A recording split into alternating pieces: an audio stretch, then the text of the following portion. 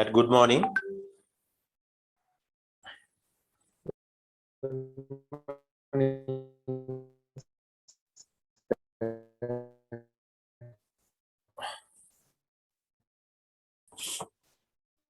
Right, here we are going to start today's lesson.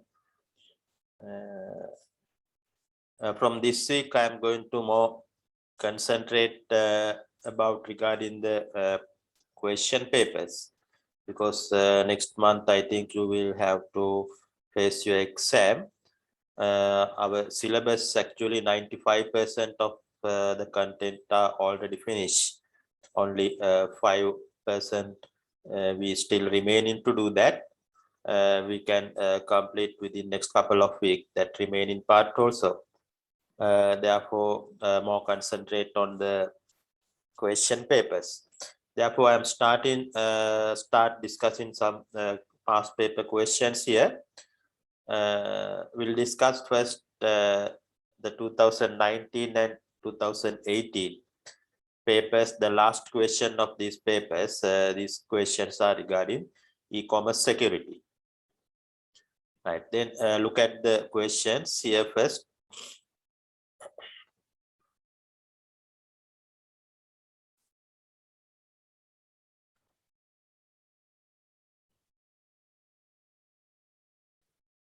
Right, here I think all of you can see the question. This one is regarding 2019, question number 6. The first question, question number 6, part 1. They are asking about what is set protocol. Set protocol. Can someone tell me what is set protocol? Can you remember that last week we discussed under security protocols, one of the popular protocol, security protocol is set protocol. Then what the use of set protocol? Can someone tell me?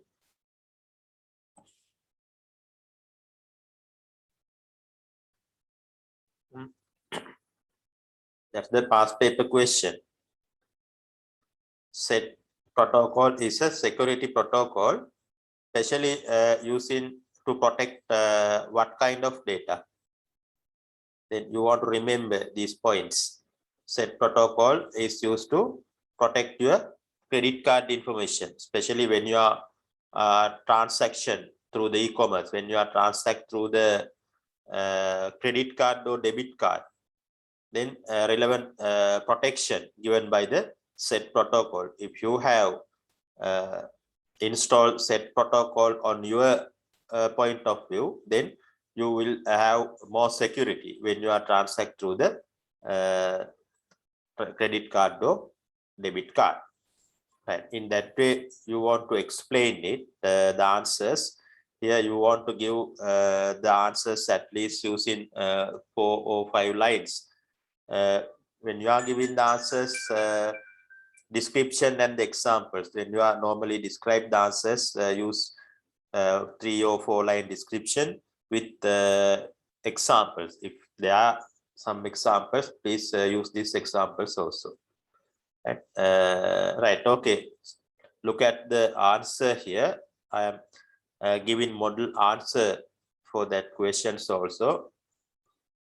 No need to write down exactly what you can see here. According to your words, you understand, you can organize your answers. Right, then look at the answer here. Secure electronic transaction. Then when you are describing the answers like that, here that in short they are asking set the question, at least you need to give the full form of set. Secure electronic transaction.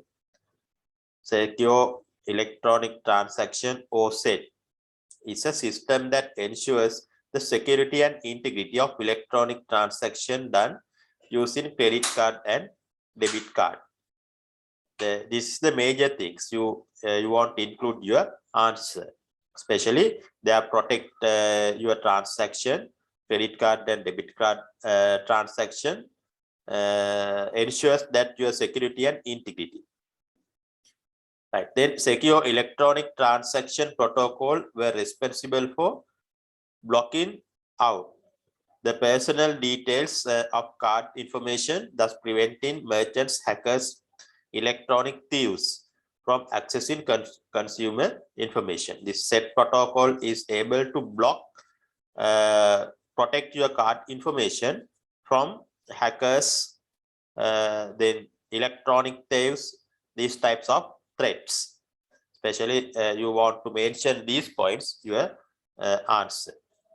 Right. Now you can write down this answer on your books. Right. Write down the answers, then I will give a few minutes to complete the answer. Write down it now in your books.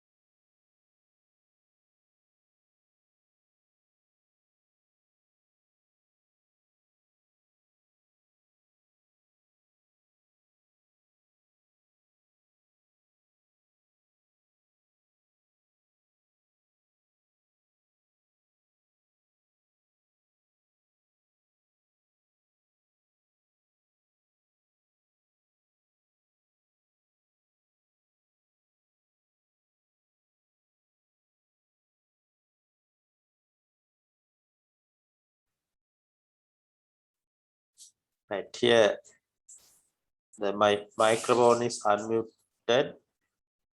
Mute here, therefore you will not get in anything I am speaking here. Now it is okay. If you are feeling that the mute is the microphone is muted, then you please inform me. Then otherwise I am not know. That is why I am always asking you to give in some feedback through the chat box. At least you have can see, you can say we are not hearing, like that. At that time explaining the question here, state 3 internet banking issues. Internet banking mean you are doing all the banking operation through the internet. Banking operation through the internet. Various types of banking available around the country. All of these most of these bank giving internet banking facilities. Through the internet banking facilities, you can, if you want, you can open accounts. Then you can transfer money from one account to another account, payment bills, like that. Various type of services you can do by staying at home. Right. However, there are some issues when you are doing banking operation through the internet. There are some issues. Then you want to identify these issues. Then the question asking to mention it. 3 internet banking issues. Think about these issues, and can someone tell me what are the issues here? Please discuss with me. These are the past paper questions you want to discuss.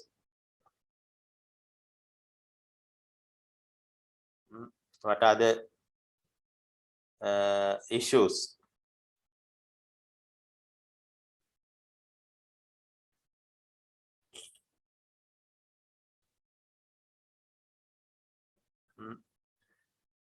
It may be technical issues sometimes. Always all the banking operations, you are not allowed to access this banking operation. Sometimes banking doing some maintenance things, technical maintenance things. In that case, you will not be access the system. It's one kind of issue. Then the relationship, personal relationship between bank people and you, it may be reduced. Then in that way, you want to identify these bank issues. Look at the answer here.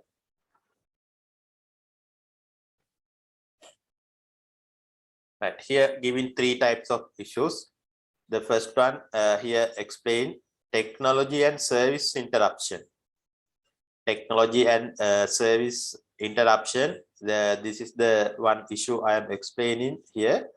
Go down or are temporarily unavailable due to scheduled site maintenance. Every band actually doing these things at least once a month. They are scheduled time period for maintenance. This maintenance period, you will not be able to access the system. That's the one kind of issue when you are doing transaction through the internet banking. Then another issue is security and identify theft concern. Right? Security issues. When you are doing transaction through the internet banking, it may be you will find some security issues. No system is completely foolproof and accounts can be hacked, result in identity theft via stolen login credentials. Right? That's possible. Suppose someone stolen your username and password. If you want to do transactions through the internet banking, the first thing is you want to find your username and login details. That is called credentials, your login details, username and password. This username and password given by your bank. Once you open an account, saving account or any other type of account in the bank, then they are giving a username and password to you. Using this username and password, you can access the bank system. Right. Then suppose this username and password stolen by someone else. Then that person can be accessed to your account through the internet. Then he or she able to transfer money from your account to his or her account. That type of things can be happen through the internet banking. That's another issue. Security and identity theft concern. Then lack of personal banker relationship. That is another point that earlier I mentioned. Personal relationship. Personal relationship may be reduced due to this type of internet banking. Right? Then not receive feedback your all type of problem. Right?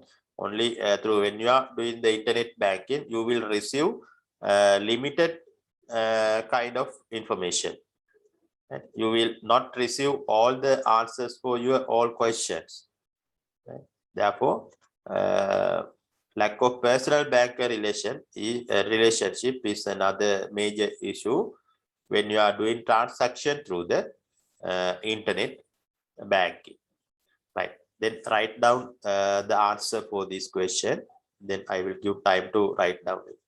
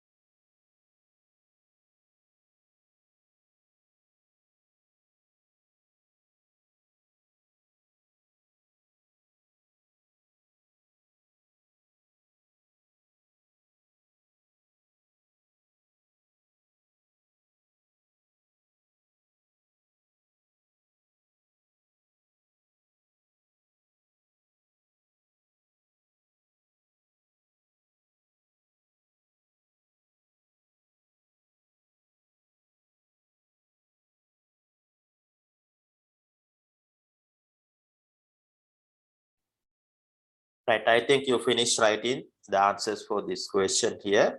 When I give in the time to write down, please write down on your books this one. Otherwise, if you want, you can get the screenshot of here. It is not the proper way of studying the answers for this question. The best way of studying the answers for this question is write down. That's why I am giving you the time to complete the answers here. And therefore, we have no any other time issues. Therefore, we have enough time to write down the things. That's why I'm always giving you to time to write down. Right? Once you write down, it means it will better understand to you. Okay, here also allocated 3 marks for the second part of the question. Here asking about internet banking issues. That directly you want to give in the answers, only the issues. And sometimes you are giving the answers when you are writing down the answers. The first you are saying internet banking is something like that. Then you are defining the internet banking. That is wrong. This is not asking to define what is internet banking or describe what is internet banking. Therefore, no need to give in words or meaning of internet banking. Only giving the issues here. And in that way, in the point form, you can give it when you are giving the point form. Then you want to give small description also. Right? Like in here, this answer. Here you have 3 points for 3 factors here. Technology and service interaction is the first one. Then write down the issue and giving a small description. This is the way you want to build up your own answers also.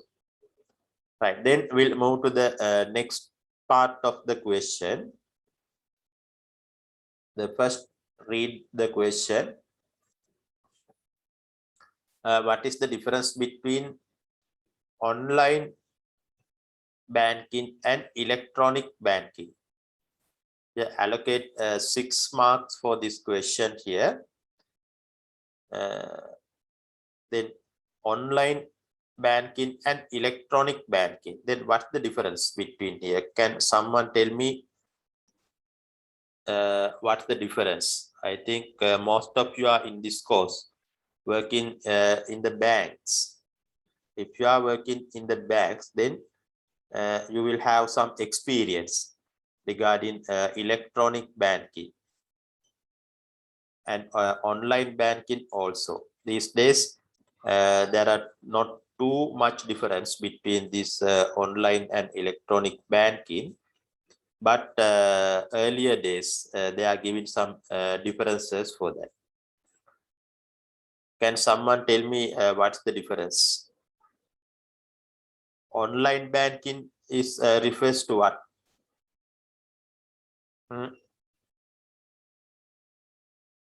Online banking and electronic banking. Electronic banking means doing banking activities through the electronic devices. Through the electronic devices. Doing electronic banking through the electronic devices. That, for example, suppose withdrawing money through the ATM machine. That's the electronic. They are using electronic devices. Therefore, that's the part of electronic banking. Withdrawing money through the ATM machine. Then suppose during the banking hours, bank people getting a printout in a document, printout of a document. Then they are using electronic devices, printer, computers like that. That's also electronic banking. Getting printouts. Like that online banking, online meaning always it must use the internet. That online, with the word online, it must use the word internet. All the activities, all the operation, they are doing through the internet. That means online banking. Under electronic banking, they are not necessarily use internet. When you are withdrawing money from the ATM machine, that means that you are not using internet. You are getting printout mean bank people getting printout mean they are not using internet. That is electronic banking. Then you want to clearly understand the difference between these two words, online banking and electronic banking. Then look at the answer for this one, electronic banking. Here it is explaining like that, also known as electronic fund transfer. Also known as electronic fund transfer, uses computer and electronic technology in place of checks and other paper transactions. Right? Under electronic banking, there says always uses computers and electronic technology in place of checks and other paper transactions. EFTs are initiated through the devices like cards or codes that let you or those you authorize access your account. Right, here you have some examples also within bracket, doing a transaction using debit card or credit cards in the supermarket, withdrawing money from ATM machine. These are good example for electronic banking. Right? Normally, your transaction through the credit card or debit card. When you are in the supermarket, they are facilitate to transaction through the debit or credit card. Normally, debit or credit card you are obtaining through the banks. That's a part of banking transaction. You are doing this transaction through the electronic devices. Therefore, that particular type of operations you can categorize as electronic banking. Electronic banking. Right. Here, when you are write down the answers, these are the points you want to include in your answer. Then first define what is electronic banking. Then write down some examples for your answer.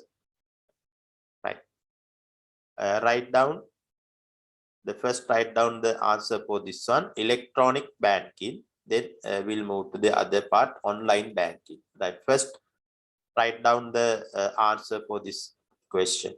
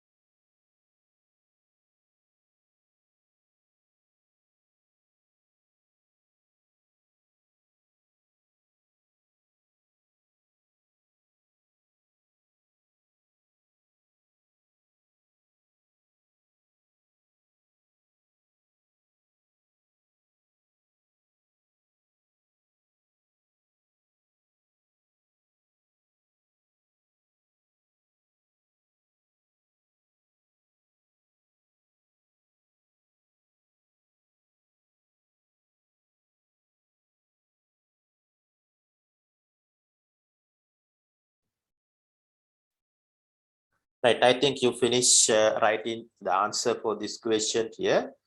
The question asking the difference between online and electronic banking. Right. Here, the definition or description of the electronic banking. Electronic banking. In your answer should include what is electronic banking. Electronic banking meaning doing banking operation through the electronic devices. To the banking operation through the electronic devices. Then withdrawing money from the ATM machine or doing transaction through the debit or credit card. All of these things are categorized under electronic banking operations. Right. Then we'll see about online banking. When you are using the online, the word online, that always it relate with the internet, right? Doing banking operation through the internet, that is called online. Here, look at the answer. First, look at the answer. Online banking allows a user to conduct financial transaction via the internet. You must need this word, internet. Doing banking or financial transaction through the internet is called online banking, right? Also known as web banking or internet banking. Then money that checking your account balance, that for example, some of the examples you can do through the internet banking. Checking your account balance, then transfer money from one account to another account, then online bill payments. These are the some examples you can identify through the internet banking. Right. Then you have to organize your answer in this way. Right. Now write down the answer for that question also.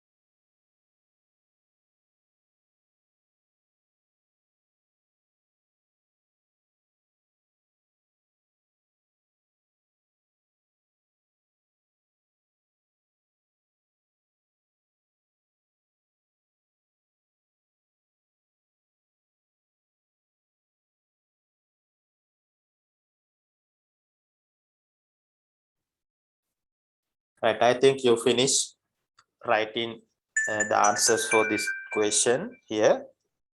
If you have any problem, you can ask, you can discuss with me now.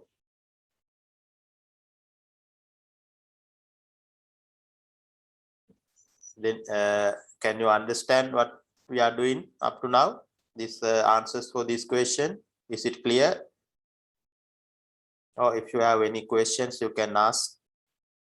මොනවාරි අහන්න තියෙනවා නම් අහන්න, සිංහලෙන් හරි කමන්නේ අහන්න. ගැටලු මොනවාරි.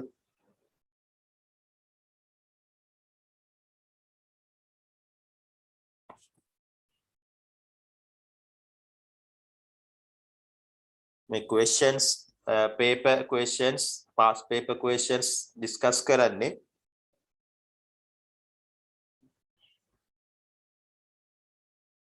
ප්‍රශ්න සම්බන්ධයෙන් ගැටලු තියෙනවා නම් පැහැදිලි කිරීම සම්බන්ධයෙන් ගැටලු මොනවා හරි තේරෙන්නේ නැති තැනක් තියෙනවා නම් අහන්න පුළුවන්, සිංහලෙන් හරි අහන්න, ගැටලුවක් නැහැ. When you are write down the answers in the exam, you must write down it in English. Right? All the paper you know already, you know the medium is English. Your question paper in English medium. Therefore, you must write down answers in English medium. Therefore, your answers should, you have to practice write down the answers clearly. And I am expecting this type of answers from you. I don't know who set in the paper, but I can say the marking of your paper by me. I am the person who marking your paper. Therefore, I am expecting the exact and clear answers. Therefore, practice it by writing the answers. Right. This is the answer for the third part. Online banking. This is regarding online banking, also known as internet or web banking. In simply, we can say online banking is doing the financial or banking operation through the internet. Example, checking your balance, transfer money from one account to another account, bill payment.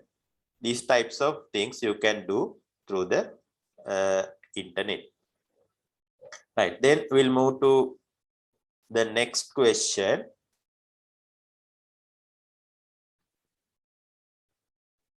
Right, the first, read this one.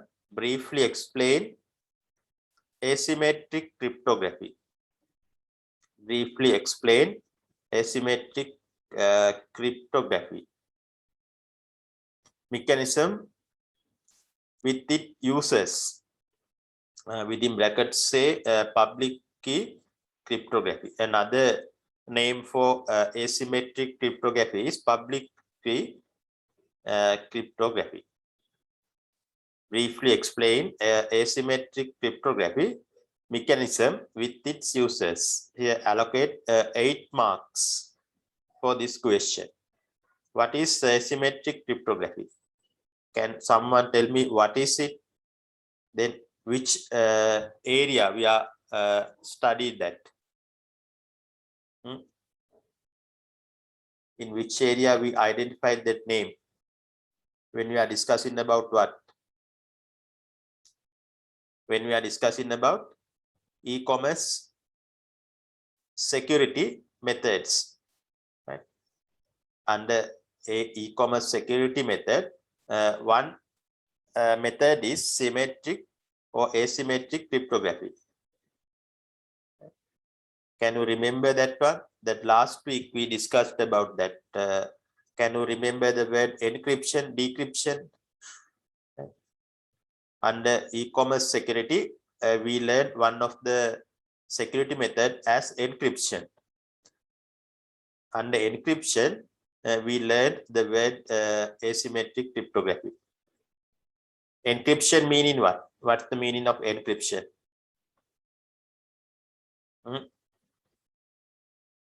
What's the mechanism behind the encryption? How you are going to secure your data?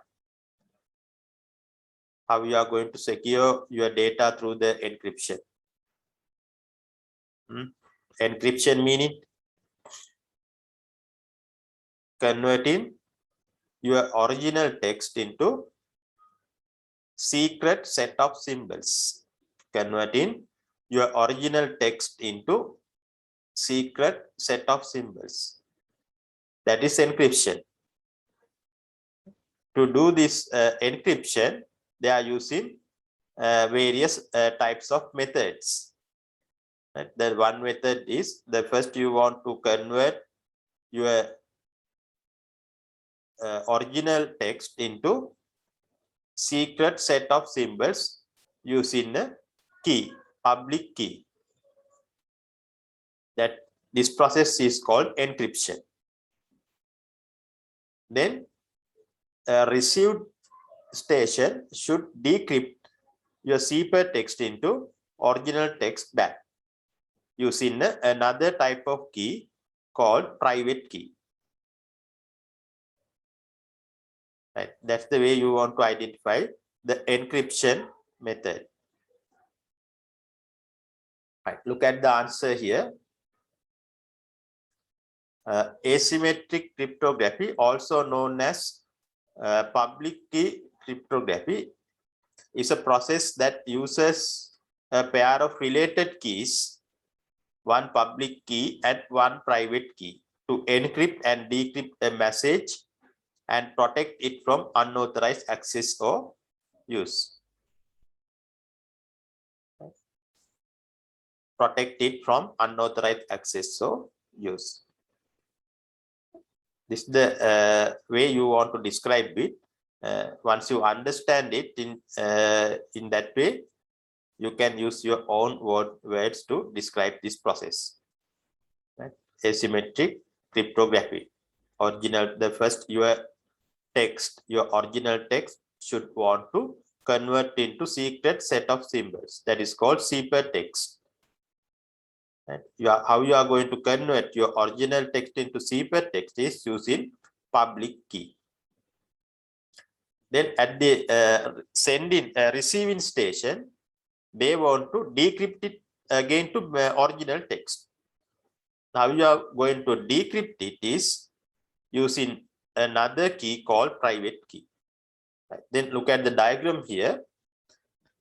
This diagram explaining this asymmetric encryption process. Right. Look at the diagram here.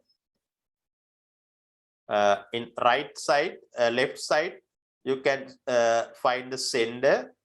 Sender is the person who create the original message. That is called plain text. Original message, another name for original message is plain text. The sender create the plain text. Then this plain text convert into the ciphertext using a key called public key. Public key is used to convert plain text into ciphertext. Right. Then at the end, recipient should again decrypt the plain text in ciphertext into original.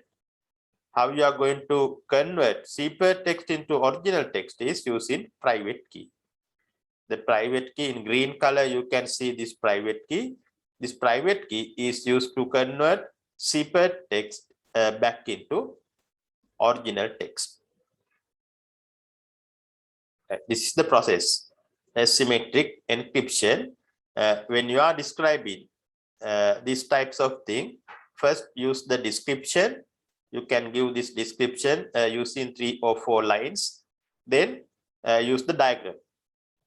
And if you are difficult to describe it, write down these types of description, then at least use the diagram. Right? At least use the diagram. Right? Here another part, mechanism with its users. Once you first you want to describe in briefly what is the mechanism, then give the diagram, then you want to describe in simply its users. Then what are the users here? The users here, you want to explain the plain text, zipper text, public key and private key. Then you want to explain what is it. In simply, you can give the meaning of these words. Plain text, zipper text, public key and private key. These are the users. The first, then you want to write down the answer here.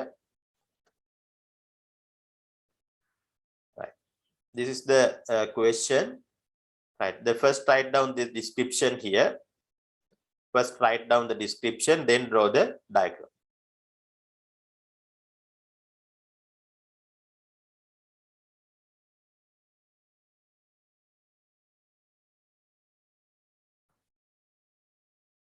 මේ ප්‍රශ්නෙට උත්තරය හොඳින් තේරුම් ගන්න. මේක අවුරුදු කීපයකම ඇවිල්ලා තියෙනවා දිගින් දිගටම එන question එකක්. asymmetric cryptography කියන එක. මේක mechanism එකක්, security mechanism එකක්. ප්‍රධාන වශයෙන් සිද්ධ වෙන්නේ message එක යවන කෙනා ඒක convert කරනවා වෙනත් අක්ෂර මාලාවකට. plain text කියන්නේ send යවන කෙනා හදන message එක, යවන්න ඕන message එක. ඒතර යවන්න ඕන message එක අන්තර්ජාලය තුලදී වෙන කෙනෙක් හොරකම් කරන්න පුළුවන්. ඒක වළක්වන්න මොකද කරන්නේ? යවන්න ඕන message එක වෙනත් අක්ෂර මාලාවකට convert කරනවා. එතකොට ඒක හොරකම් කරත් වෙන කෙනෙකුට තේරුම් ගන්න බෑ.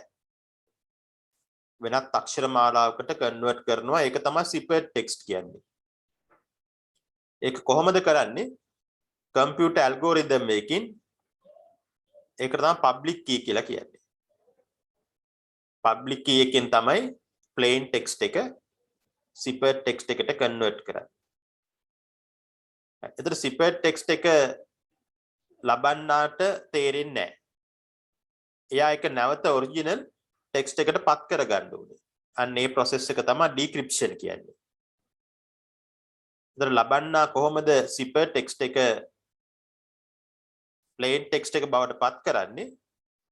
ආයෙත් use කරන algorithm එකක් private key කියලා. private key එකෙන් තමයි zipper text එක original text එකට නැවත convert කරන්නේ. Right. Okay, that's the way of process how the asymmetric cryptography mechanism. Right, write down and draw the diagram.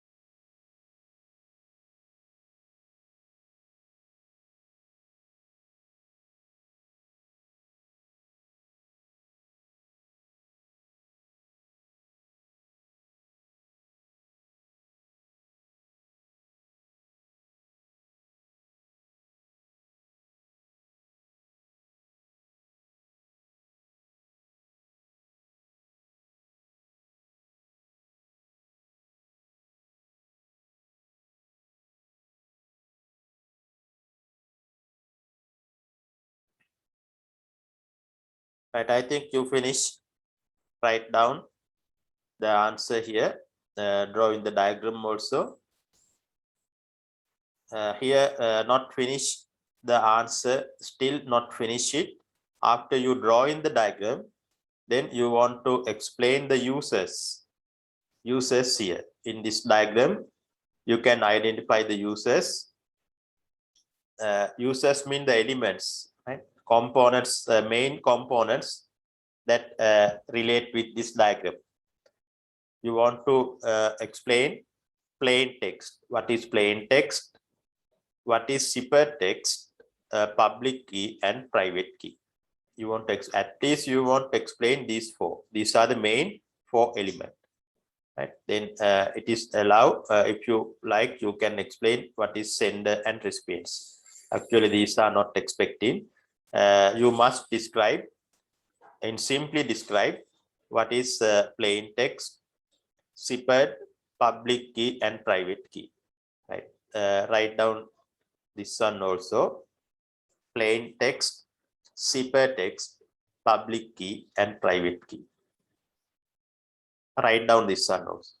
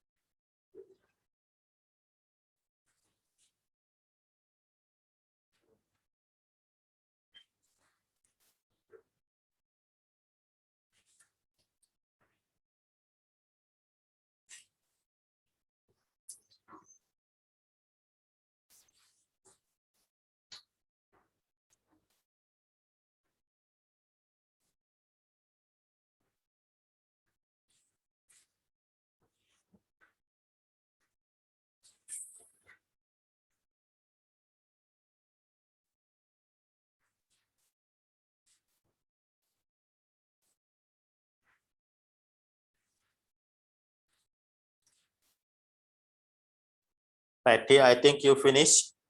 Write down the content, the main uses of the asymmetric cryptography. Plain text is the original text created by user. Plain text කියන්නේ user create කරන message එක. යවන්න ඕනේ message එක. Zipper text කියන්නේ ඒක ජාලය තුල ගමන් කරන ආකාරය. Secret code after applying public key. Public key එක apply කරායින් පස්සේ අර original message එක convert වෙනවා secret code එකට. ඒක තමයි zipper text කියන්නේ. Public key computer algorithm එකක්. ඒක තමයි plain text එක zipper text එකට convert කරන්න භාවිතා කරන්නේ. ඒ process එකට කියනවා encryption. Private key කියන්නේ නැවත zipper text එක original එකට convert කරන්න ඕනේ end එකේදී. ලබන්න receiver. ඒ process එක තමයි decryption කියලා කියන්නේ. ඒකට ඒ convert කරන්න භාවිතා කරන computer algorithm එක තමයි private key කියලා කියන්නේ. Right? Is it clear up to now? Is there any doubts or anything to clear? You can ask me. At least tell me, is it clear, the things up to now?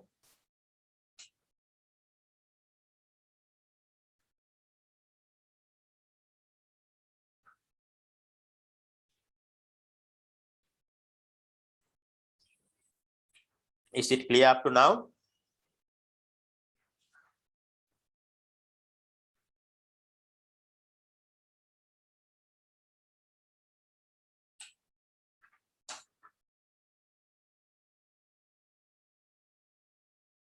When I am asking the question, please try to give in some feedback, at least through the chat. Only one student giving a reply. What about the others? Then you should want to develop your communication also, right? Try to communicate with me, your teacher at least.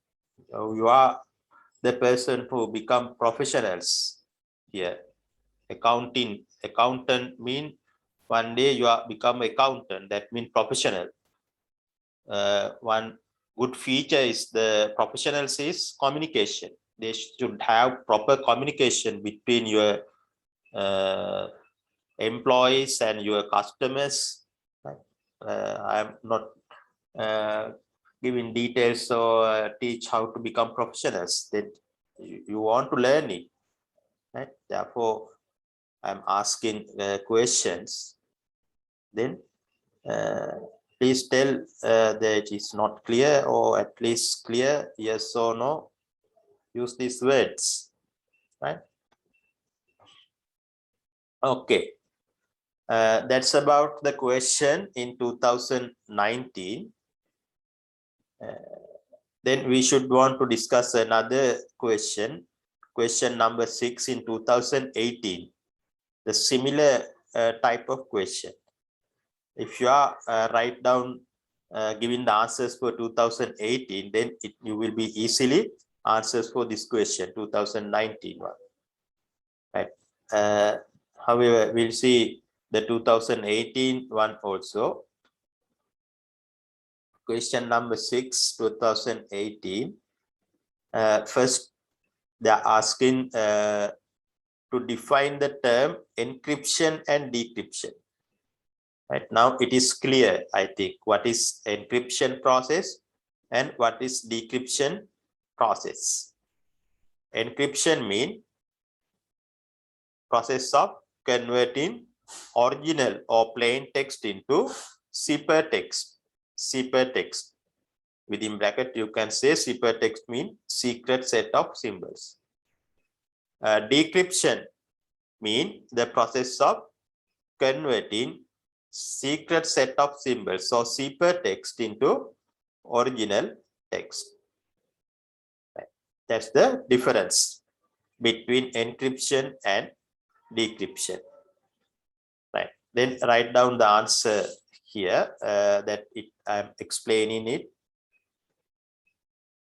Encryption and decryption. Write down the answer for this question here.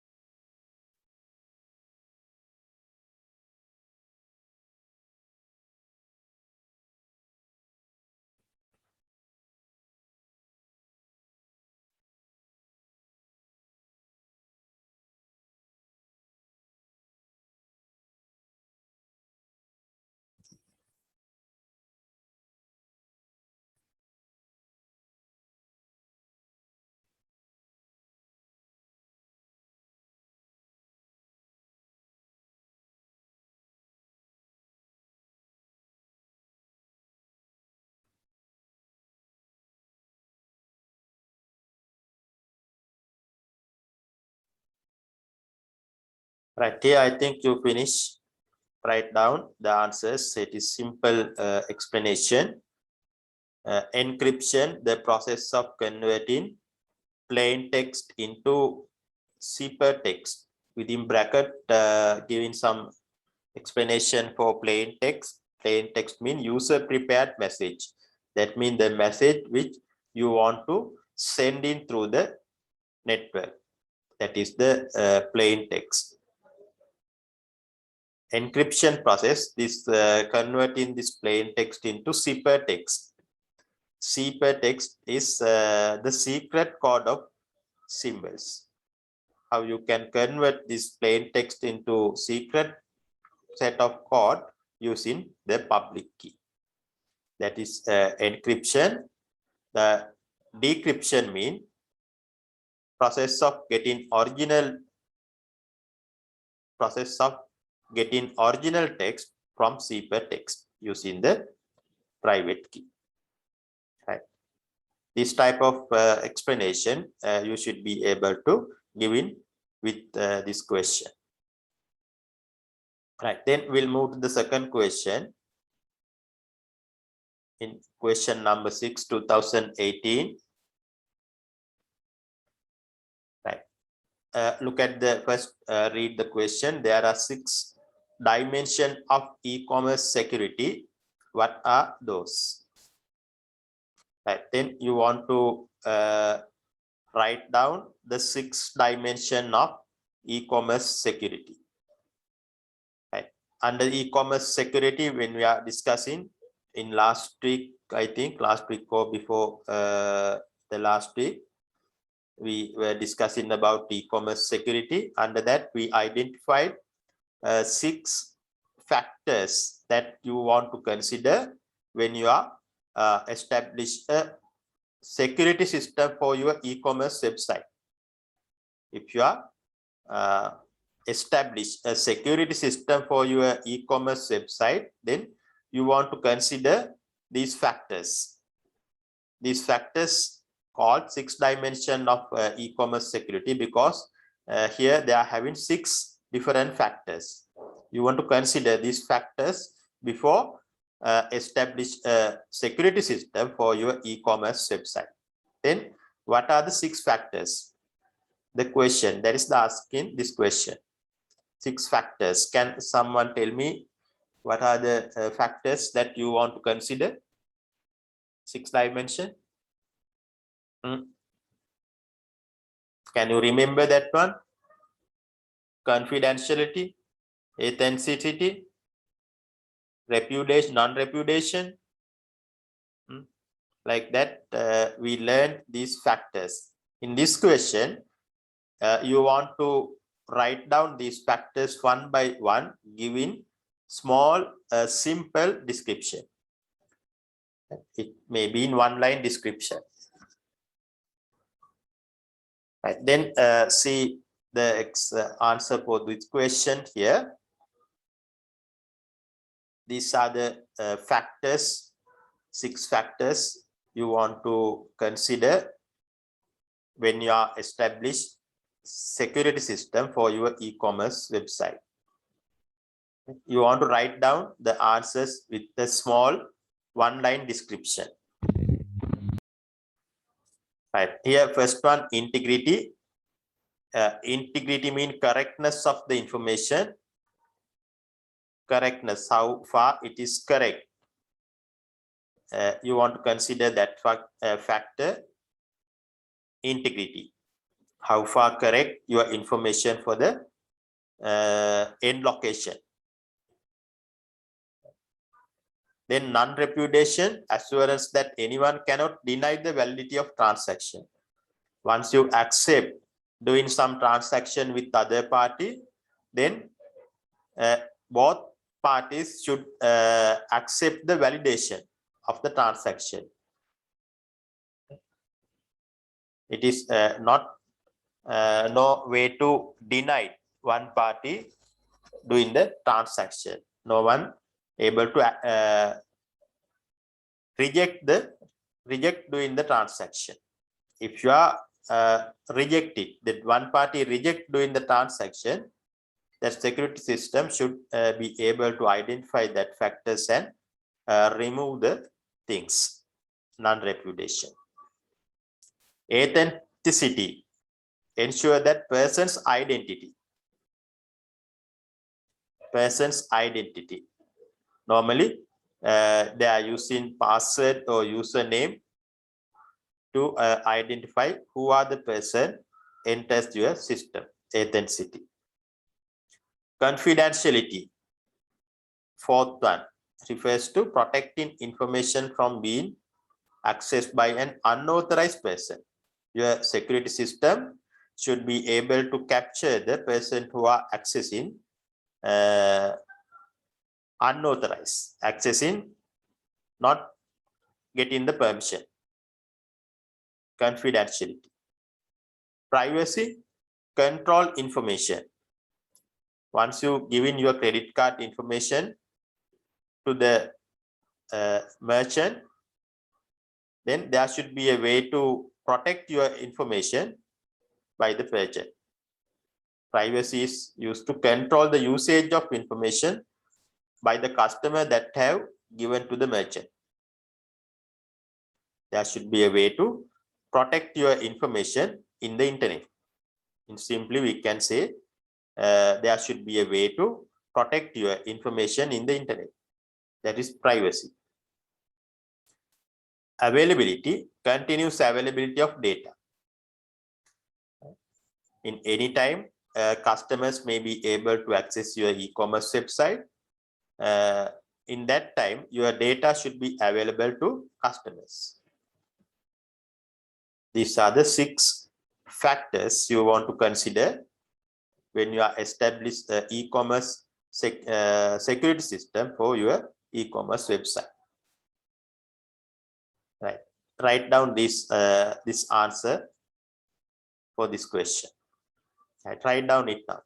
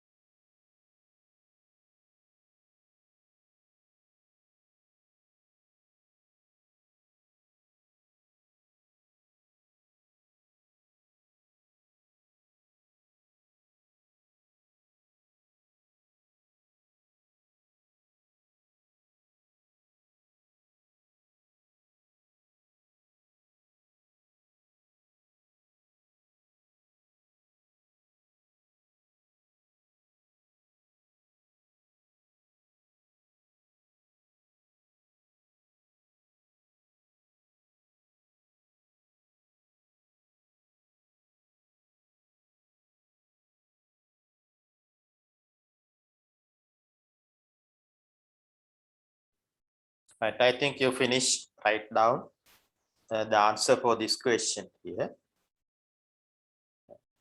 Make integrity කියලා කියන්නේ correctness of the information. අපි යවන තොරතුරු වල accuracy එක නිර්වද්‍යතාවය කියන එක තහවුරු කරන්න පුළුවන් වෙනවා.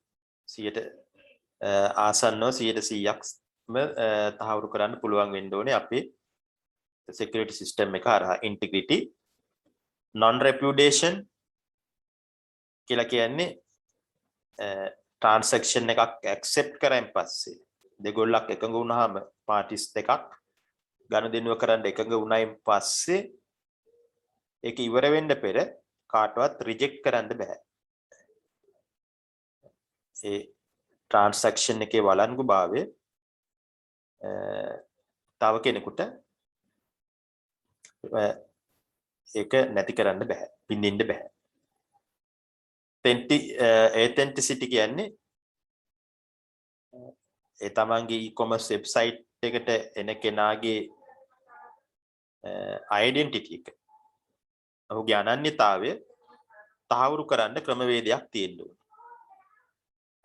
බොහෝ වෙලාවට password username හරහා තමයි අනන්‍යතාවය තහවුරු වෙන්නේ. confidentiality අනවසරයෙන් තමන්ගේ වෙබ්සයිට් එකට එන අය අල්ල ගන්න පුළුවන් ක්‍රමවේදයක් තියෙන්න ඕනේ. privacy තමන්ගේ තොරතුරු අන්තර්ජාලයට දැම්මෙන් පස්සේ ඒ අන්තර්ජාලය තුළදී ඒ තොරතුරු ටික ආරක්ෂා කර ගැනීමට ක්‍රමවේදයක් තියෙන්න ඕනේ. privacy availability කියන්නේ වෙබ්සයිට් එකට තමන්ගේ e-commerce වෙබ්සයිට් එකට කවුරු හරි පැමිණියාම එයාට අවශ්‍ය භාණ්ඩය තියෙන්න ඕනේ. ඒවා අවශ්‍ය දේවල් ඒ පැය 24 පුරාම තියෙන්න ඕනේ කියන එක. availability. Right, these are the factors you want to consider in e-commerce security. Right, then we'll move to the next question.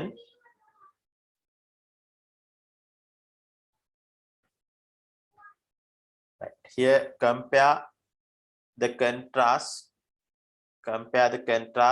symmetric key encryption and asymmetric key encryption algorithms. Right, when consider about the encryption method, that the security method encryption, to do the encryption there are two methods, symmetric and asymmetric. That already we know what is asymmetric. That earlier question also we discussed about that. Asymmetric key encryption, it's simple difference between asymmetric and symmetric. That symmetric mean they are using only one key to encryption and decryption, but asymmetric situation they are using two keys. In the asymmetric situation they are using two keys called public and private key to the encryption, but in the symmetric situation they are using only one key for encryption and decryption process. This both process they are using one single key, but asymmetric situation for encryption and decryption process they are using separate keys. For encryption process they are using a key called public key. For decryption process they are using a key called private key. But symmetric situation they are using only one single key for both encryption and decryption process. That's the difference between symmetric and asymmetric. But they are asking not the difference, they are asking compare and contrast. Compare and contrast. When you are asking the question like that, compare and contrast, then don't define it. That's another error normally students are doing when asking the compare. the comparison mean not definition. Therefore, not do not try to give in any definition for symmetric and asymmetric key encryption, only the comparison. But for the explanation purpose in the here, I am giving you to the what is symmetric and asymmetric here. Right? Okay. Then look at what is symmetric first. Symmetric encryption, the message is encrypted by using a key, and the same key is used to decrypt the message, which make it easy to use but less secure. Right here they are explaining in the symmetric situation for encryption and decryption process, they are using the same key, but the process is less secure than the asymmetric process. Right. First, write down the description regarding the symmetric situation. Once you write down it, then draw the diagram here also. Right. Before that, look at the diagram here. Look at the diagram before write down the description. Look at the diagram here. At the left, you can see the plain text. That's the user created message, plain text. Then encryption key. Using the encryption key, it converted into ciphertext. Ciphertext. Then decryption process. Ciphertext convert into the original. They are using that process is called decryption. They are using the same key. In the symmetric encryption, they are using the same key for both encryption and decryption process. Right. Understand this diagram. Only one key is available for both encryption and decryption process. This process is called symmetric encryption. Right. Now you can write down the description and the draw the diagram also here. Right. Now you can start it. First write down the description, then write down the draw the diagram.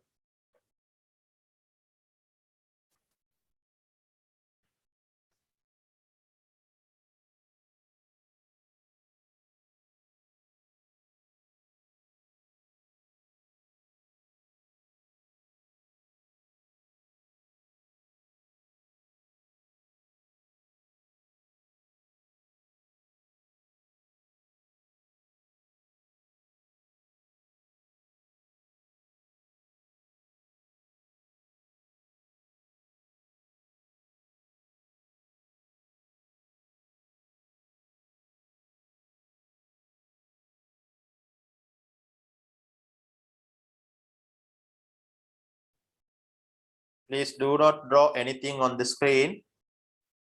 Right. I think all of you are very concerned about the lesson.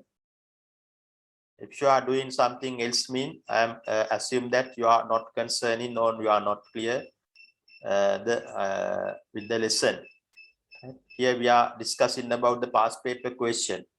Your exam is next month, therefore concentrate the description here. Right. Do not do these types of things.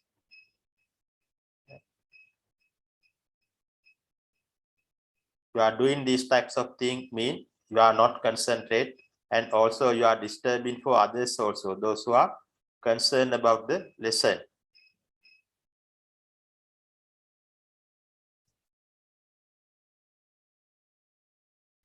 If you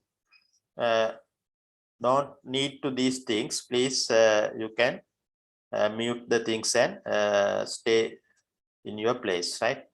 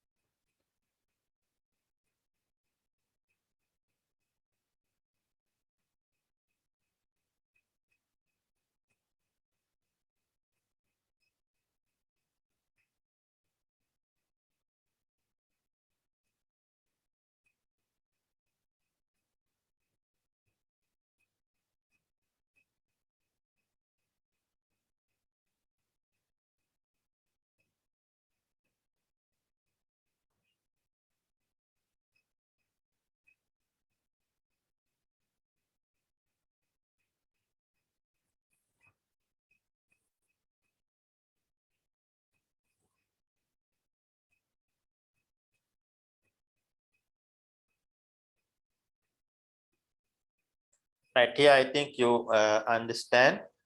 You finish writing and drawing the diagram here. It's about symmetric encryption. But the question is not asking define it, right? Symmetric encryption. Only their question ask is compare and contrast. Right? But to understand what is symmetric key encryption, then I am giving this note to you. Right, like that asymmetric key encryptions. Try to understand this one also, that earlier also you learned about what is asymmetric key encryption. However, look at the diagram here also. It is described about asymmetric encryption. Here they are using two separate keys for encryption and decryption process. Look at the diagram here. In the left side, you can see the original text. Original text you want to convert into the ciphertext. Another name for that scrambled data, ciphertext. How you are going to convert your original text into ciphertext is using public key. In the yellow color, it indicates the public key. Right here, it clearly in the diagram mentioned it different keys, but earlier case the same key. Here different key. The green color one is the private key. They are using this private key to convert ciphertext into original text again. That's the situation for asymmetric encryption. Right here, it explained as asymmetric key encryption is based on public and private key encryption technique. Use two different key encrypt and decrypt the message more secure than symmetric key encryption technique. This one is more secure than the previous one because they are using two separate keys. But in the earlier case, they are using only one key for decryption and the encryption. Therefore, it is less secure. Right. Write down this one also. First, write down the paragraph, then draw the diagram.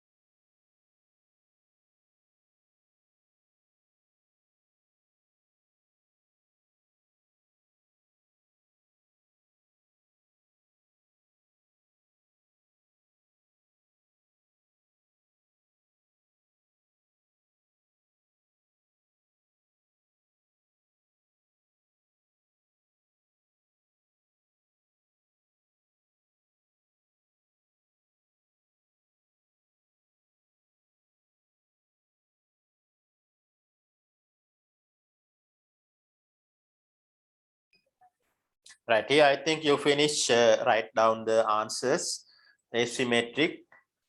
When I am giving the time, please, earlier I mentioned, write down it, right? It is the better way to understanding the answer. Therefore, always I am giving the time. Please write down and draw in the diagram. In your point of view, do these activities, right? That is better than the getting a screenshot of here. Therefore, always try to write down. Right. Okay. Then this is about asymmetric encryption. Then we'll move to the answer of this question. Here I am explaining the difference between symmetric and asymmetric. Our question is compare and contrast. Compare and contrast symmetric and asymmetric situation. Right. Now look at the answer for this question. You want to write down the answer in this way. If you are getting the questions like compare and contrast, the better way of giving the answer in the table format. Try to giving the answers in this style when the question like compare and contrast, right? You can compare and contrast symmetric and asymmetric situation according to these descriptions. Right here, I am using 5 types of descriptions. According to this description, you can compare and contrast the symmetric and asymmetric. The first one is the key requirement. Right? That before write down, the first concentrate with the description. Key requirement. Under key requirement, it says under symmetric, it says require a single key for both encryption and decryption.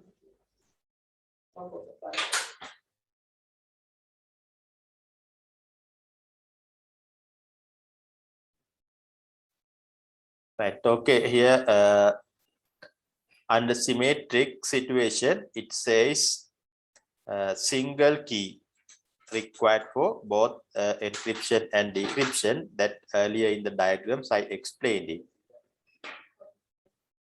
Then asymmetric situation. In the asymmetric situation, they are saying it needs separate keys.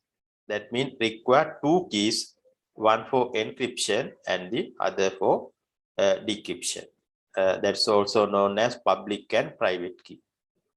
Right. Then size of ciphertext. Right. Then it is important. This size is very important. If you are converting your original text into ciphertext, the ciphertext, if the size of the ciphertext is very high, mean its transmission speed may become low. Therefore, be careful with the size of ciphertext. If you are using the symmetrics, the ciphertext is the same or smaller than original plain text. But in the asymmetric situation, it is larger than the original text. It is larger than the original text. Therefore, somewhat lower speed you can find in the asymmetric than the symmetric situation. Right. Then speed of process. That here speed is another factor. Speed is very fast in the encryption process under symmetric.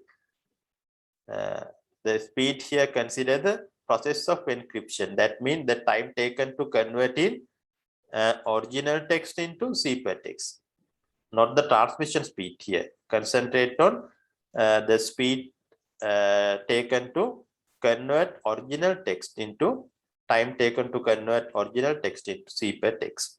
It is very fast because only a single key they are using. But encryption process here, asymmetric, under asymmetric, the encryption process is slow because they are using 2 keys. That is why the time taken to convert in original text into plain text is slow. The ciphertext is slow. Right. Then remember that point. Usage. The better use symmetric method especially used when a large amount of data is required to transfer. If you have a large amount of data to transfer, then better way to symmetric method. If you have small amount of data to transfer from your location to another location, then better way is asymmetric method. Then security dimension. The security dimension mean here consider the factors that you want to consider when establish the security system. Security dimension, the 6 dimension of security. I think you can remember very first question in the very first part of this question, right? We discussed about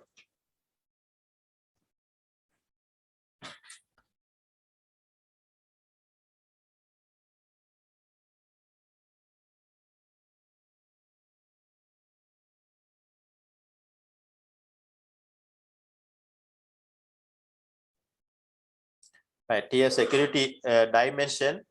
The factors, that 6 factors we learn. According to these factors, under symmetric, only confidentiality is the factor considered that symmetric, but asymmetric provide confidentiality, authenticity, and non-repudiation. 3 of the factors they are considering under asymmetric. That means more secure one is asymmetric one. Right.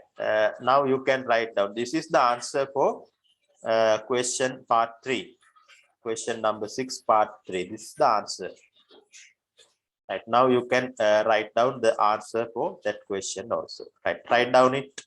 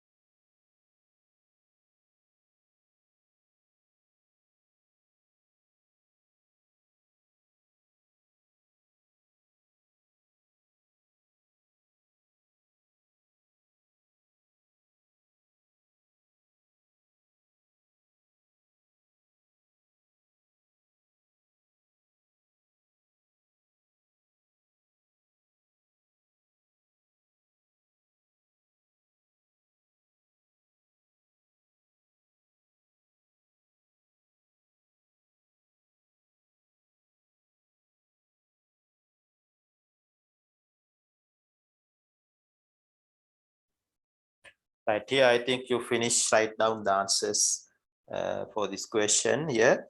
When they are asking to compare and contrast, then your answers should build up in this way. Right, that find out some description. According to this description, you want to compare what is symmetric and asymmetric. Here, not asking the definitions.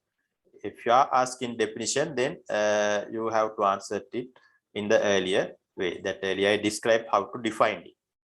Right. Okay, this is the compare and contrast between the symmetric and asymmetric situations. Right, then we'll move to the last part of this question. Here, briefly describe digital signature and digital certificate. Right, that one also we discussed earlier last week. What is digital signature and digital certificate? Here, asking the definition, describe it. If the questions like that, describe it, then you want to give in the definition. What is it? Digital signature is something like that. Then digital certificate is another. This is something like that. In that way, you want to define. Therefore, this is the way how you can give in the answer. Right?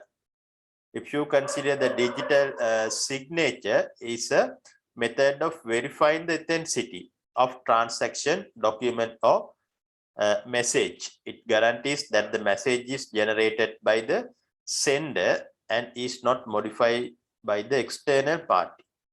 Digital signature is the method of verification of your document.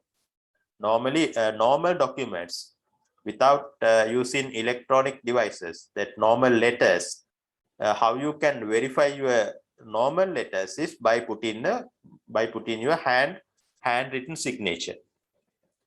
That's the verification method. In that way, similarly, you can follow digital signatures to verify your authenticity of your documents, your verifications. How you can give in your verification through the digital signatures. That's about digital signature. The question asking briefly describe what is digital signature, not the way of doing digital signature. Right? Only what is digital signature. Digital signature is a verification method of your electronically prepared document. Right. Then digital certificate is issued by trusted third party, which proves sender's identity to receiver and receiver's identity to sender. A digital certificate is a certificate issued by certificate authority to verify the identity of certificate holders. A digital certificate is a type of certificate that issued by a standard organization to verify senders and receivers identities. Sender's identity for receiver, receiver's identity for sender. That's the type of certificate that issued by a third party, issued by a standard organization to prove sender's identity to receiver, receiver's identity to sender. Right. That's about digital certificate. Right. Now you can write down the answer for this one also, digital signature and digital certificate. Right. Write down it.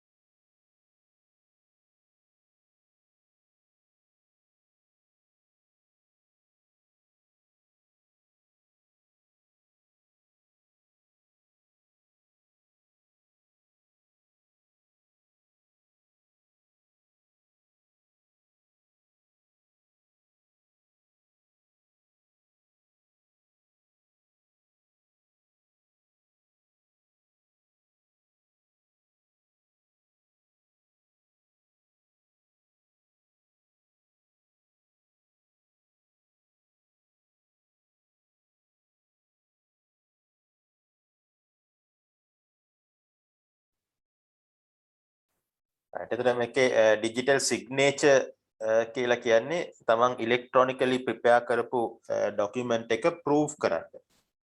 ඒක verify කරන්න තියෙන method එකක්. ඒක ලිව්වහම ඇති මෙතනට. digital signature කියලා කියන්නේ තමන්ගේ document එක electronically prepared කරපු document එක තමන්ගෙම කියලා proof කරන්න තියෙන method එකක්. තමයි digital signature කියලා කියන්නේ. digital certificate කියලා කියන්නේ තමන්ගේ document එක proof කරන්නේ අපි නෙමෙයි, තමන්ම නෙමෙයි. ඒක proof කරන්නේ වෙන කවුරු හරි. third party එකක්. third party එකක් අපි හදන document එක ඔප්පු කරනවා ඒක අපේමයි කියලා. සාමාන්‍ය අපි example එකක් හිතුවොත් එහෙම real life example එකක් දැන් CV එක reference දාන්නේ තමන් හදන bio data එක සාමාන්‍යයෙන් reference දානවා. Why we are putting reference for your CV? ඒක proof කරන්න. අදාළ කෙනාගේ identity එක අනන්‍යතාවය proof කරන්න තමයි proof කිරීම තමයි third party එකකින් ඒක වෙන්නේ. අන්න ඒ වගේ දෙයක් digital certificate එකක් issue කරනවා අර අනන්‍යතාවය තහවුරු කිරීම සඳහා. Right, that's the difference between this digital signature and the digital certificate. Right, that's all about 2018 and 2019 question number 6. Right, the similar type of questions you can find in this question. Right, okay, we'll discuss more question in next week also. Then the rest of the time we are taking for complete our remaining part of the syllabus. Right, therefore I am moving to our syllabus, our remaining part here.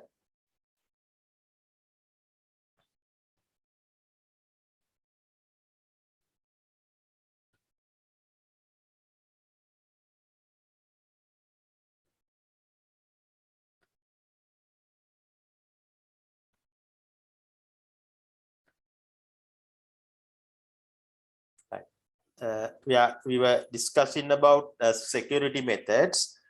Last time we discussed about the protocol, the types of protocol you can use to improve your security. We discussed about set protocol, then HTTPS, SHTTP. In that way, we were discussing about various types of protocols and their usage. Then another way of security method, you can improve your security, your e-commerce security by putting authentication methods. Authentication methods. Normally, authentication meaning proving the identity of the users of or visitors of your websites. Normally, they are using password. By putting a password, they can prove their authentication. Normally, in a website, there is an authentication prompt.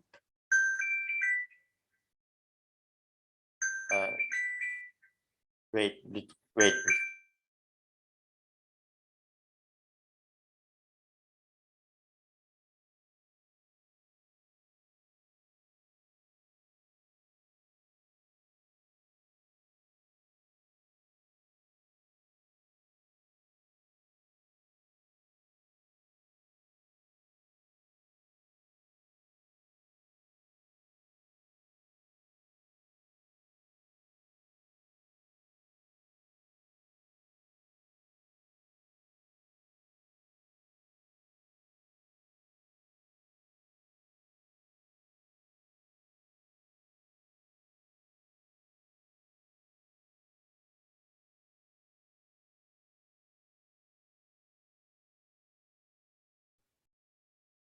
Here, the authentication method, normally password, they are using to authentication to prove the authentication of people. Normally in a website, there is a authentication prompt. Through this authentication prompt, you can give your password or username. According to this password or username, then your e-commerce website decide allow or not to access to your website. Right.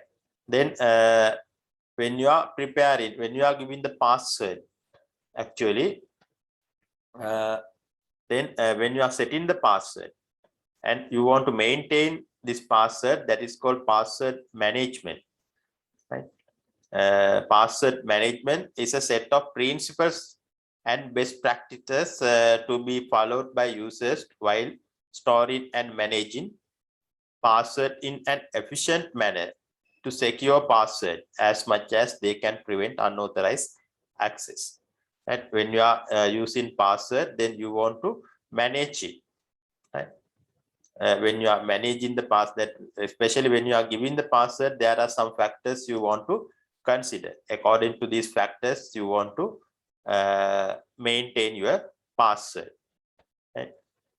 That is called password management.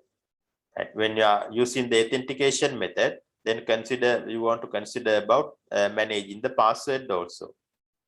And normally, factors when you are giving the password, there are many factors you want to consider. Don't give the password for simple one. Then names of the people. Then don't give telephone numbers. Then change the password in time to time. These are some factors you want to consider when giving the password. The password management is a very important one when you are setting the security for your e-commerce website. Right. Write down this one also. Write down this one.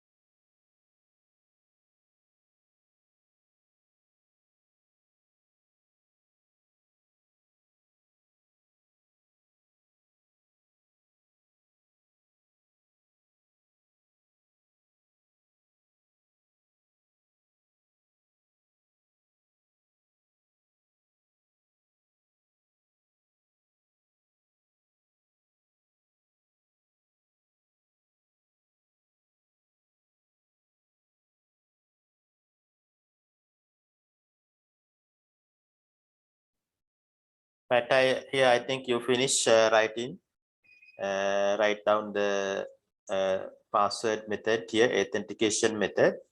Normally, there are some other types of authentication methods is available other than password. Normally, authentication, checking the authentication. Normally, they are giving not only password. With the password, they are trying to give in other types of login details also, like username or PIN numbers. Right? Then this is called other type of authentication methods. Other types of authentication method. This is called two-factor authentication. Two-factor authentication. That means other than password or with the password, you are giving another login details like username and password, or like ID card or security token, then fingerprints and eye scan. Also, these are the authentication method. Instead of password, normally, sometimes there are some other systems, they are accepting fingerprints or eye scan. And the scan in the eye angle of the displaying something, some object. They are scanning it and then allow log in the system. Then fingerprints they are using. Then username and the password, that both ways, or pin number and the password. In that way, there are many other type of authentication methods available other than the password. Right? If you are consider the only password method, that suppose ATM machine, when you are trying to withdraw the money from an ATM machine, they are asking a secret code, only a secret code there. Okay? That immediately, if you are in front of an ATM machine with your debit card or credit card, once you insert your credit card or debit card to the machine, then they are asking your secret number. Right? Only the secret number they are asking. That's the one way of authentication. But there are some other situation. They are asking two factors, username and password. That is called two-factor authentication. Also, instead of password and username, there are some other methods like fingerprints and eye scan methods. Right. Then write down this one also on your books, two-factor authentication. Two-factor authentication. Right. Write down this one.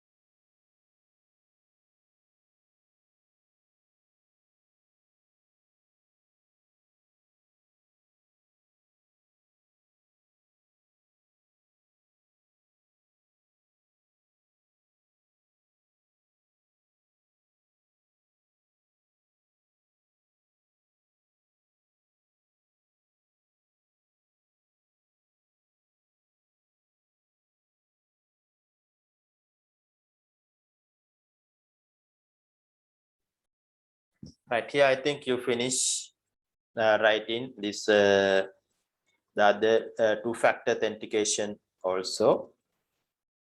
And then look at the table here.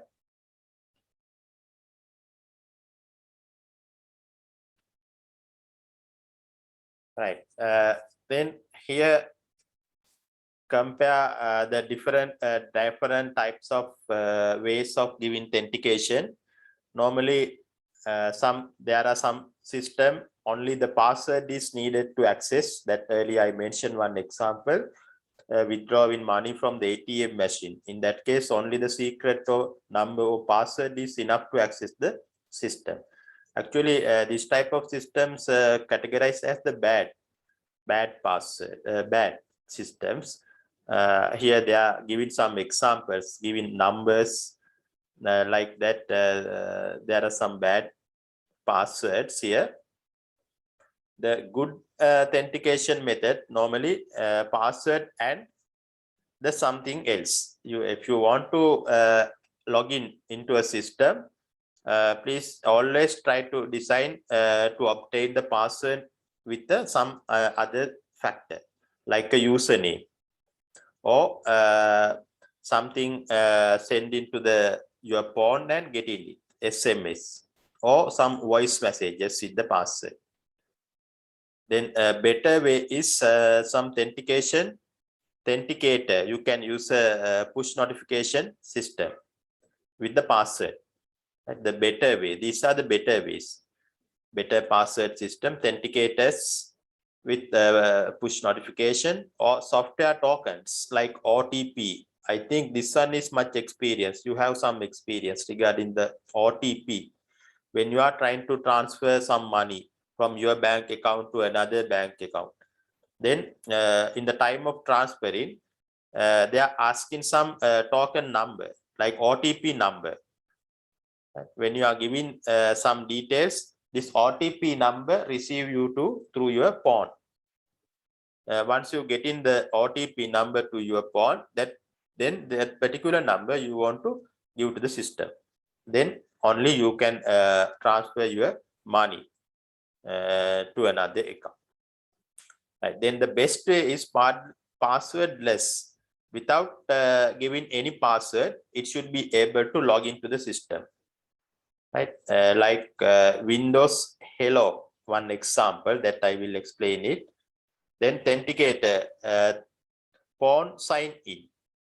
Phone sign in is another example for passwordless. Right? Normally, when you are trying to log in into some system, that in the particular system giving a number to your phone. The same number appear in the screen. Then your phone also. Then what you want to do is touch on the number in the phone. Then automatically you are logged into the system through the laptop. That's the authenticator phone sign in. Then another method is FIDO security key. Actually, that's like a third party, like a digital certificate. Third party is trying to give in the identity of you, and especially when you are transaction through the internet online, then you can use this FIDO security keys. That another separate organization, online organization, take responsibility of giving your identity to others. That is called FIDO security keys. Right, then note down this one also.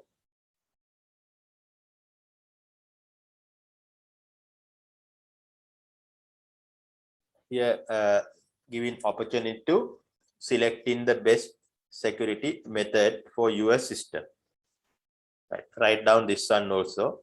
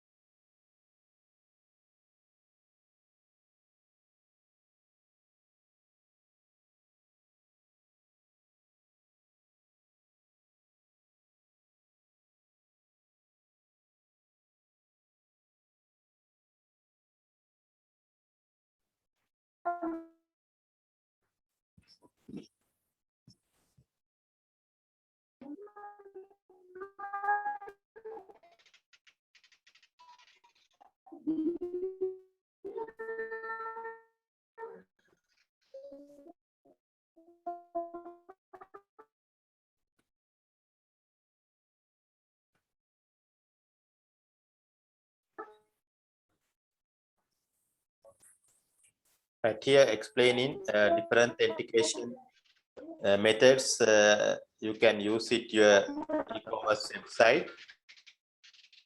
You can use, if you want, you can use single password, only your password to enter your e-commerce website. Then there are other authentications also, not only password. Then with the password you are giving something else to the system if you want to log in. Right? Password, and it may be a SMS. Once you give in the password, your system sending you to SMS message. Then you will be able to log in. Or better way is if you are giving password, then authenticator or OTP number they are giving to your phone. Then you can by inputting the OTP number, you can enter to the system. Right. Then in that way, best one is passwordless. That earlier I explained, the authenticator and FIDO security. The one thing is Windows Hello. Windows Hello. That is the one modern type of security methods. That is also under authentication. We'll see about what is Windows Hello. That you want to get some details about what is Windows Hello. I think you finish write down this one.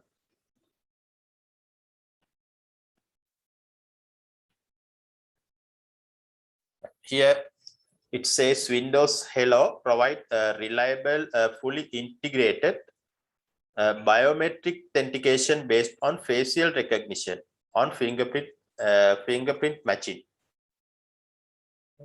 Windows Hello mean without giving any words, passwords, username, PIN numbers, without giving those types of things, you are trying to give in your body feature. Right? Another way of login the system, body features, that it may be a fingerprint matching, right? Fingerprint, or a facial recognition, or eye scanning. Right? By giving these types of things, you can log into the system.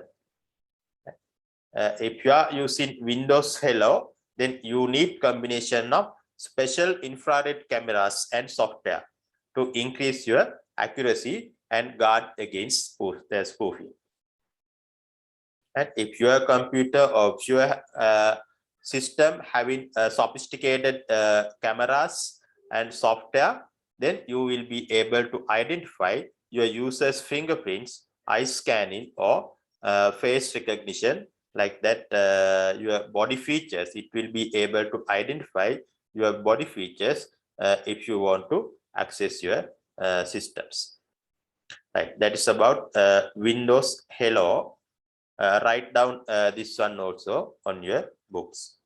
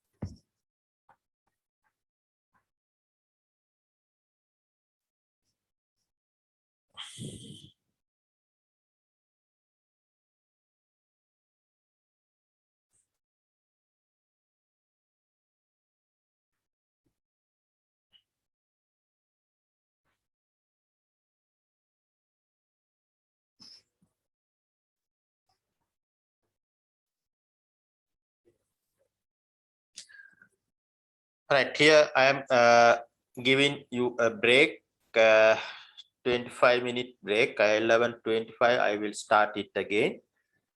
Until that, you can finish, write down your notes here. Right, okay. Now you can start the break from now. Then we'll join with again 11:25.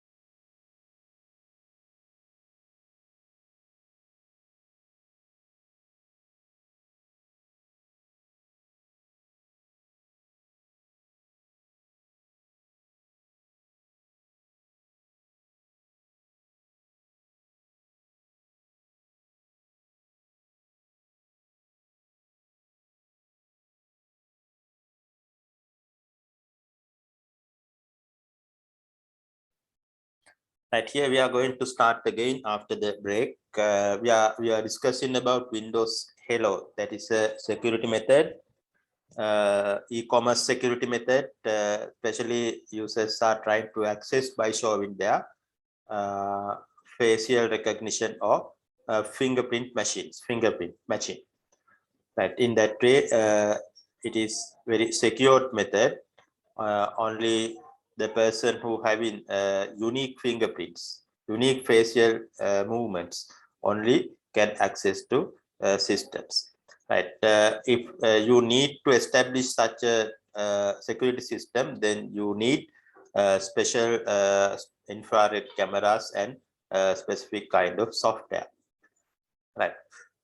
Here, look at some images regarding this Windows Hello, and also we have a video to watch regarding this Windows Hello. Right, first look at these images. This one is eye contact. System is trying to scanning the angle which looking at to that particular object. Right. That system is scanning the angle. Once the angle is matching with the system, then only that particular person can allow to log in or not. Then another way of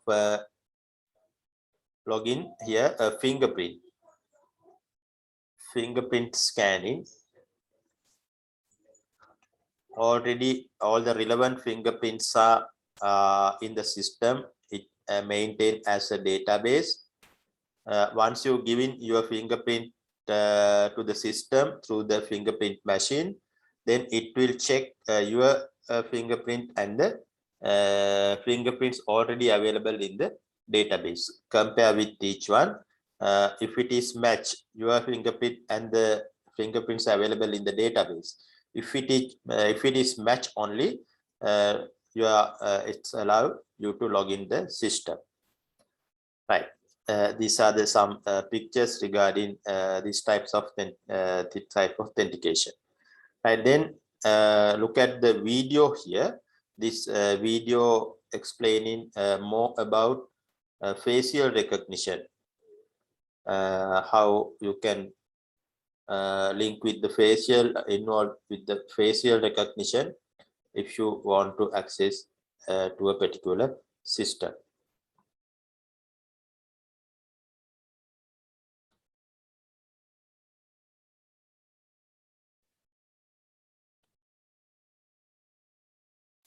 Face recognition login through Windows Hello is a quick and intuitive way to log into your laptop.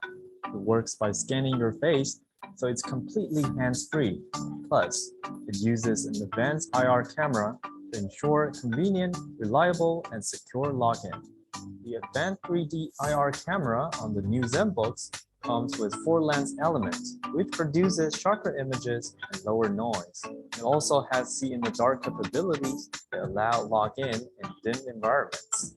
To set up Windows Hello Face Recognition login, simply click Settings. Go to Accounts. Go to Sign-in options to enter your password, or you can create a new one if you don't have one. Also, the system requires your PIN during the setup process, or you can create a new one if you don't have one. Now, go to Windows Hello and click Setup in the Face Recognition section. Click Get Started. Enter your PIN and face the camera until it completely recognizes your face.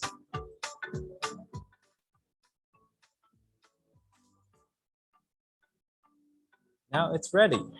You can always remove your face recognition within the Windows Hello Face Recognition section. Now, you can easily access your account without your complicated passwords via Windows Hello. Now, for a quick sum up, face recognition login along with Windows Hello and 3D IR camera provides a reliable, convenient, and more secure way to log into your laptop.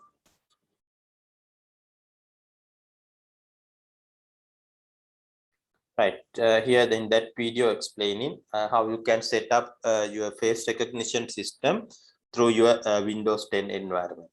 If you have a laptop with a sophisticated one with the Windows 10 environment, then you will be able to set up your face recognition system with your system. Right, it will be very easy to access your system without giving any complicated password. Right, that's the way how you can use Windows Hello. Right, then we'll move to the next part under security method. Here we are discussing another type of security methods usually available in the e-commerce website. Website backups. Website backups. Normally, backups mean you are going to maintain a copy of files in a separate location. Right? Separate location. If your all data you are maintaining in a separate location. Right? That is called backup. Normally, when you are maintain an e-commerce website, better to maintain backup by including all of your important data.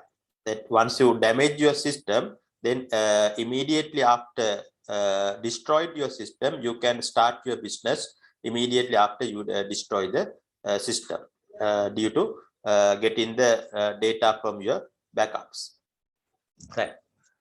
Here, look at what is backup here explaining. Website backup is a copy of all your website's data. Copy of all your website data to ensure your online store is fully protected. Backups should include your products, themes, categories, customer data, order pages, blog post, inventory, gift certificate, and more. Right? When you are maintaining a backup for your e-commerce website, these are the types of data you want to copy. All of your product details. If you are maintaining an e-commerce website, mean you have more about your products detail. Then your themes, categories, customer data. Many customers are involved with your system. Then many types of customer data are available with your system. Those customer data also you need to back up. Then order details, pages, blog posts, inventories, gift certificates. These are the types of data you want to back up when you are maintaining an e-commerce website. Right. Normally, these backups to maintain the separate copy, you are normally using another type of storage medium. It depends on your size of data. Right. If you are having 100 GB size of data, then better to use separate hard disk, external hard disk. In that way, many types of external storage devices that help you to maintain backup of your e-commerce website. Right. Write down this one also under security method, website backups. Write down the description here.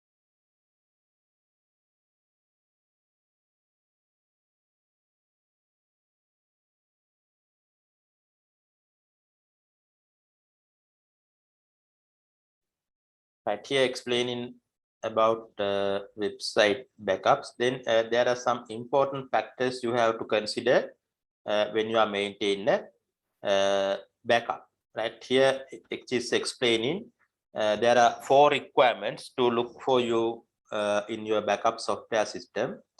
These are the requirements you want to consider when you are maintaining a website backup.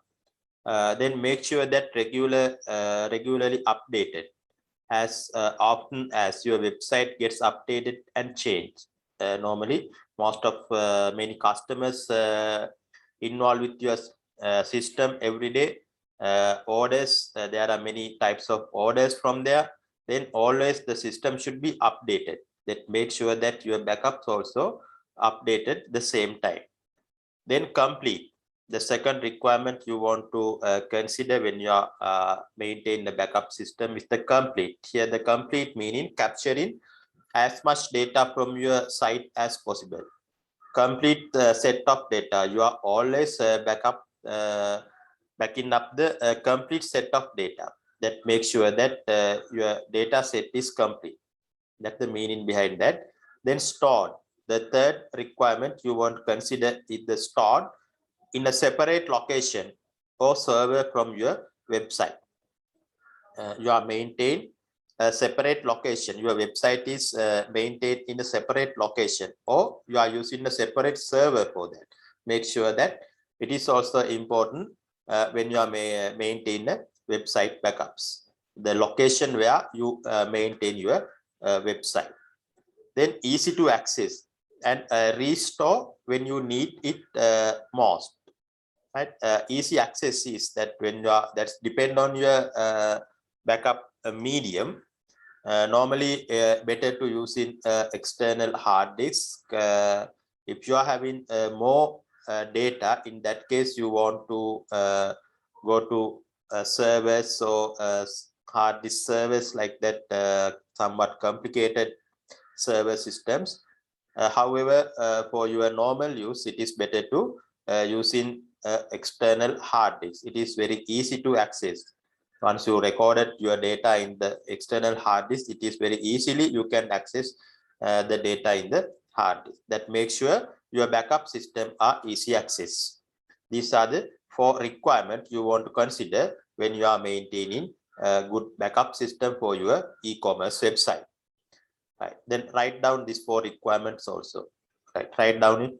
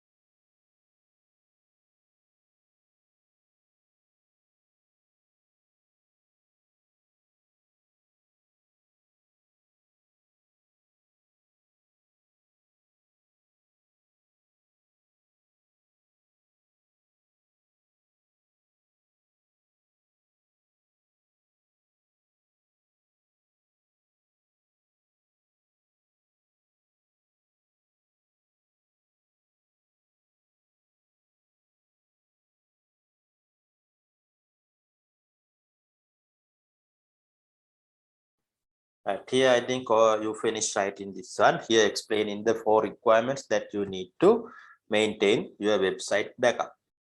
Right. Under security methods, then we'll discuss another one more security method. That means, under threats, we learn another type of threat is normally hackers are trying to login your system through the computer viruses. They are trying to get in your sensitive information by sending computer viruses to your system. Then how you can avoid? What is the security method you can avoid this type of computer viruses? That here we are going to discuss in the next on the next slide. Antivirus software. Antivirus software is the software you are using to protect various kind of viruses.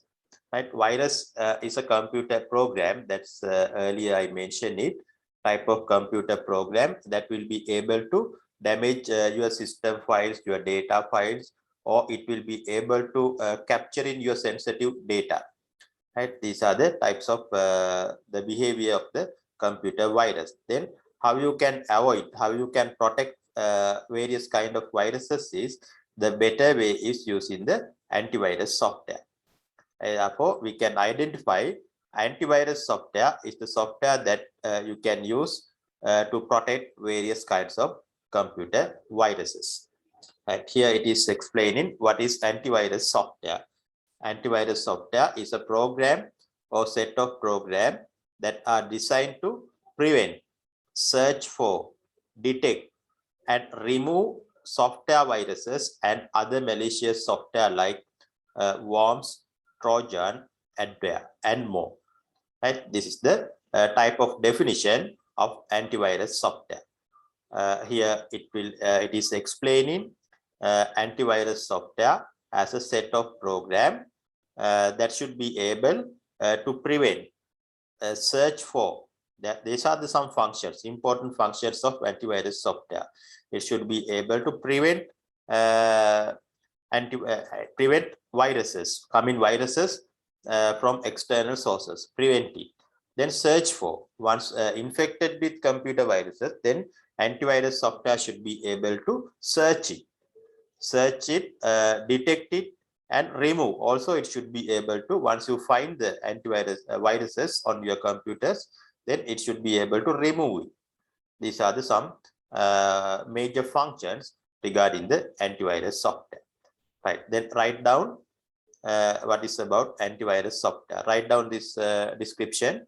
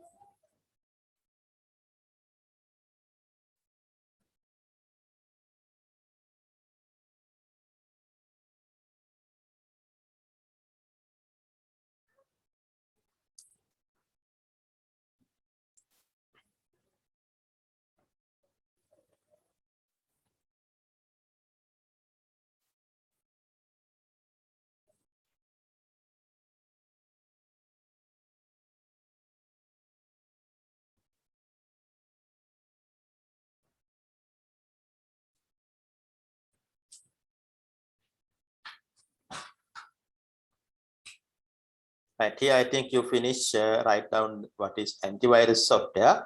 Then it is important to identify more about the functions of antivirus software.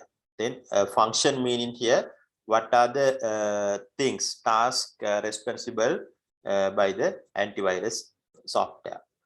Right. Here it is explaining some of the functions you can find with the antivirus software. Once you install antivirus software on your computer, it should be able to scan specific files or directories for any malware or non-malicious pattern. If you are infected with computer viruses like malware or any other type of computer viruses, then the antivirus software should be able to scan it. Which is where is the place where that particular infected is happened. Then one major functions. Then second one, allow you to schedule scan automatically run for you. Right? It is actually another important function, automatically run. You can set time period for that, twice a week or month a week. In that way, you can set the time period. According to that time period, the computer automatically scan your computer for viruses. That's another major function set by the antivirus software. Then third one allows you to initiate scan of a particular file or your entire computer or of a CD or flash drive at any time.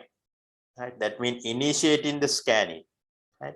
Initiating the scanning should be able to do through the entire computer or of a CD or flash drive in any time.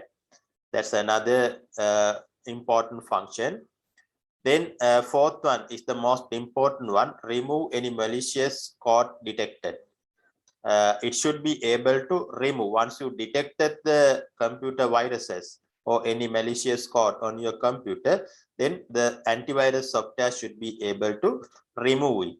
Right here it is explaining as sometimes you will be notified of an infection and ask if you want to clean the file. Other programs will automatically do this behind the screens, removing any malicious code detected. Then show your health of your computer. The last function here, health of your computer. The time to time your screen should display the health, the space remaining to store your files, then how many files infected with the computer viruses, how many files are clean. In that way, this antivirus software should be able to show the health of your computer time to time. These are the major functions that you can identify through the antivirus software. Right, then write down these functions also. Write down it now.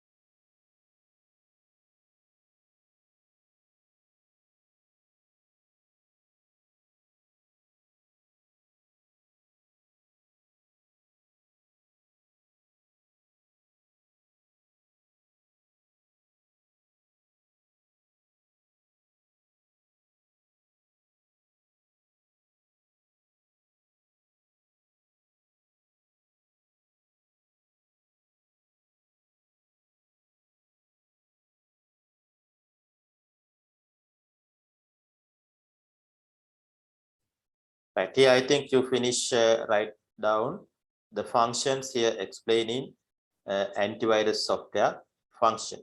Here it explaining more 5 functions. Scanning specific files, automatically run initiated scanning, then removing any malicious code and maintaining displaying health. Right, in that way you can identify the important functions regarding the antivirus software. Right, that's the end of security factor. Here we are discussing about e-commerce elements.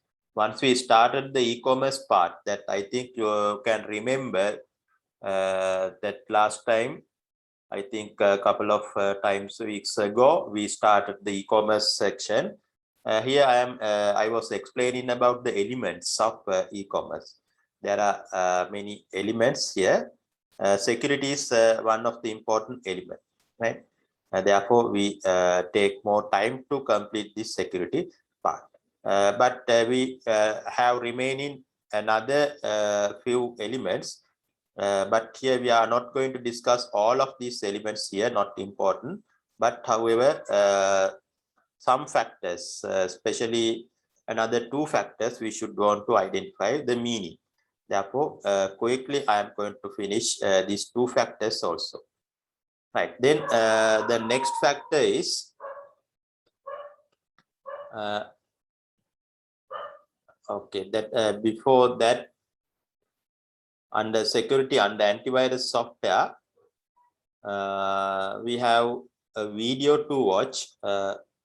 Okay, we'll see the video also. This video explaining some antivirus software examples that you want to familiar with the examples also. What are the names of some antivirus software? Here explaining this video explaining some examples for antivirus software. Please watch this video before moving to rest of the elements in e-commerce part. Right, then look at the video here.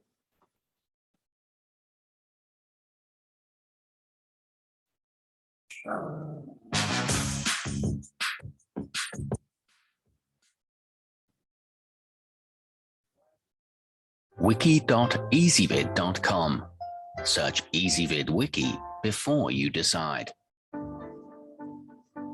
Ezvid presents the 10 best antivirus software. Let's get started with the list. Starting off our list at number 10, ESET Internet Security receives high marks for ease of use and boasts tons of settings to customize how it works with your computer. It utilizes machine learning to help it catch zero-day attacks and has very little impact on a system's performance. It can limit device-to-device infections and detects malicious JavaScripts. However, its malware protection is so-so. At number 9, Avast Premium Security is available in 1 and 10 device packages and features an integrated firewall to control what gets into or out of your computer. It will also inspect your home's Wi-Fi network to identify potential vulnerabilities. It comes with a sandbox for safely opening programs and both webcam and ransomware shields. But its independent test results were lackluster. Coming in at number 8 on our list, Trend Micro Maximum Security is especially effective at blocking malicious URLs. It's also tuned to catch malware, even previously unseen zero-day programs. The downside to this, though, is its tendency to trigger false positives. It does encrypt financial data and offers several layers of protection. However, it's not very customizable. Our newest choices can only be seen at wiki.ezvid.com. Go there now and search for antivirus software, or simply click beneath this video. At number 7, WebRoot Internet Security Plus remains as light, fast, and efficient as it was when it first launched in the mid-2000s. In fact, it can still be run on many decade-old CPUs. It also features a password management system, though that is somewhat lacking in functionality. It uses hardly any memory and can reverse some ransomware attacks. It comes with a 70-day money-back guarantee. Moving up our list to number 6, AVG Ultimate leverages artificial intelligence and one of the biggest detection network databases to keep your computer safe from threats. Though it is pricey, it scores very well in independent tests and includes a suite of useful components. It can give your PC a tune-up and updates itself automatically. However, the initial scan takes a long time. Halfway up our list at number 5. Kaspersky Internet Security can protect your desktop, laptop, and mobile devices, including those running iOS. It offers integrated anti-phishing to help keep you away from nefarious websites and provides alerts if a program is trying to access your camera. It includes a private browser.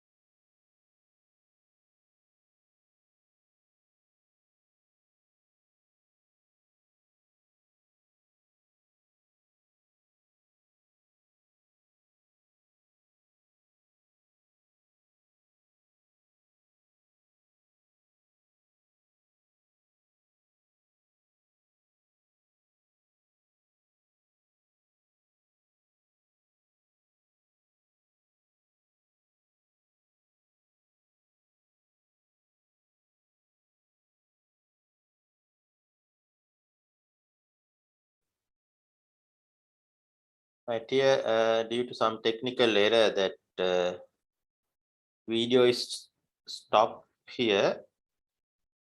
I think all of you can hear me clearly. Can you hear me clearly? Yes, sir. Yes, sir. Right, that's video is stopping here. Okay, later I will show it again. Therefore, I'm going to stop with the video here.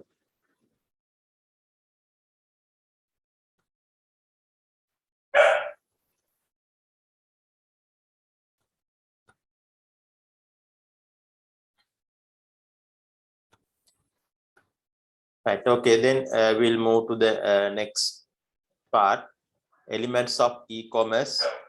Then we are not going to discuss in detail these things like security, supply chain management.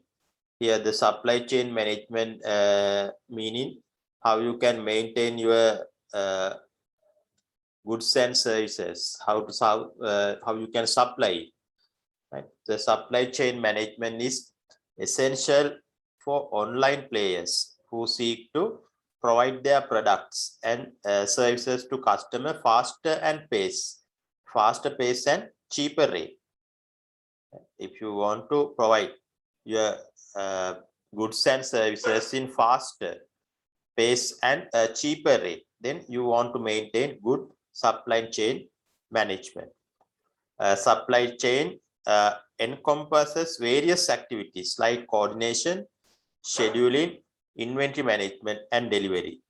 And these are the 4 main activities you have to consider when you are maintaining a good supply chain management. Actually, the supply chain management is need only if you are having your own products and services. And if you are act as a facilitator, in that case, no need to maintain supply chain management. Like eBay act as a facilitator. Their task is gathering sellers and buyers into one place. Then sellers are in separate and buyers are in separate. And in that case, the owners of eBay, they no need to maintain supply chain management. But if you are maintaining a website like Amazon, in that case, it need to maintain supply chain management because you have your own product and services. Right. If you are maintaining your own supply chain management, then there are 4 main factors to consider. That is how you can coordinate it, scheduling, inventory management, and delivery. Right. Then write down about this description here. Write down it.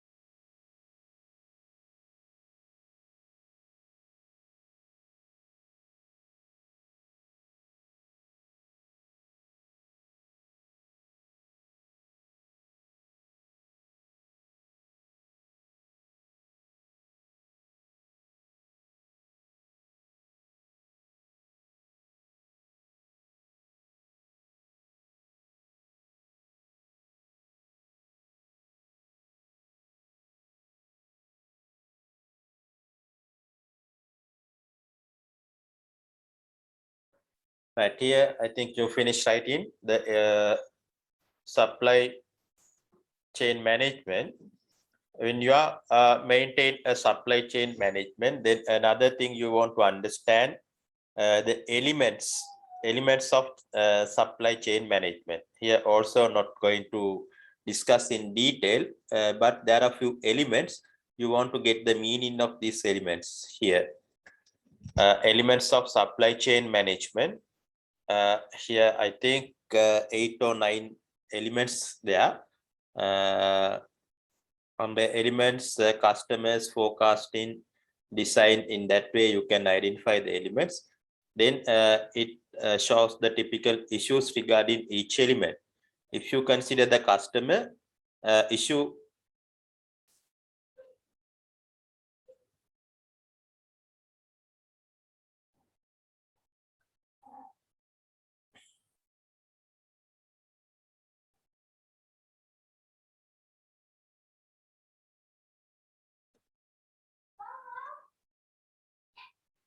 right, if you consider the customer, here the issue is determining what customer want. They want to determine the specific needs of the customer, requirements of the customer. Right. Then forecasting. You want to predict it, quantity and timing of demand. Then design, incorporating customer wants and time, processing, controlling, quantity scheduling work. Then inventory, meeting demand while managing inventory cost. Then purchasing, suppliers location. In that way you have to understand the elements and remember few of the elements under supply chain management. Right, then no need to write down this one. Then you can refer when I give in the presentation to the web platform. Then later you can refer these elements, right? No need to write down it in your notes. And therefore, I am going to the next element of email. This one is the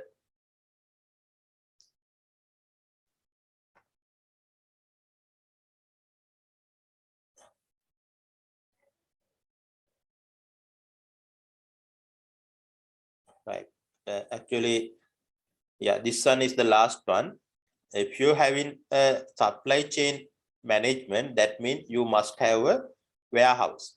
Warehouse is the place where you are storing your goods and services. Therefore, it needs a warehouse. If you are maintain your e-commerce website, your own e-commerce website. And here it is explaining whole warehouse hold important position. This is the place where the organization stores and maintain their products for future. Right? For the future use, it need to maintaining your products and services. Right? Regarding all the activities regarding this maintenance, it need the warehouse. Right? Importance of warehouse in e-commerce can be realized immediately after receiving orders from your customer through on-click. Right? That customer normally order from you by clicking on your e-commerce website. Once you click by the customers, then it need to activate your warehouse functions. Therefore, you must need the warehouse if you are selling your own product through the e-commerce websites. Right. Write down this one also under warehousing.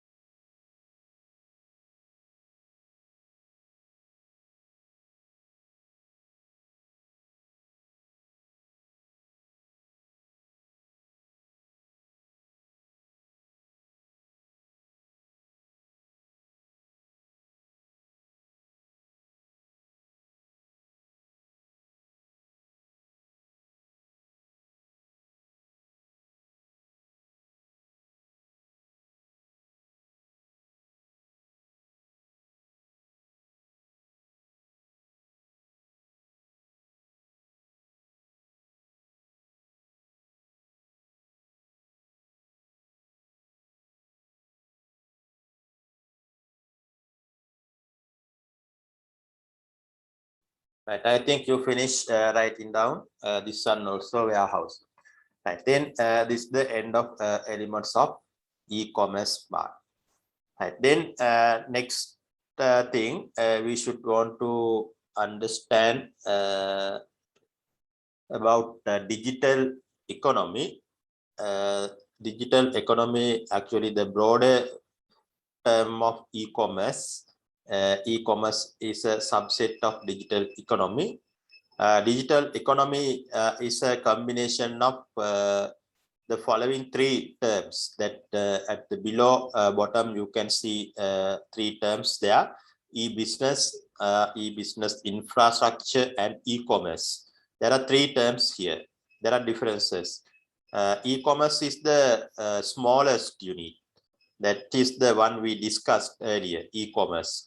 Then e-business is the broader term. All are under e-business. E-commerce and e-business infrastructures are the under e-business. E-business infrastructure, actually the facilities or infrastructure facilities they are using to complete the e-business and e-commerce. And in that way, all of these combination is called as digital economy. Here it is explaining as digital economy is defined as an economy that focused on digital technologies. Whatever the things you are, whatever the business things you are doing through the digital technologies, we consider as digital economy. It essentially covers the business, economic, social, and cultural. But in that way, we should be able to identify what is digital economy. Right here, the first write down this one under digital economy. That's a separate topic. Write down digital economy.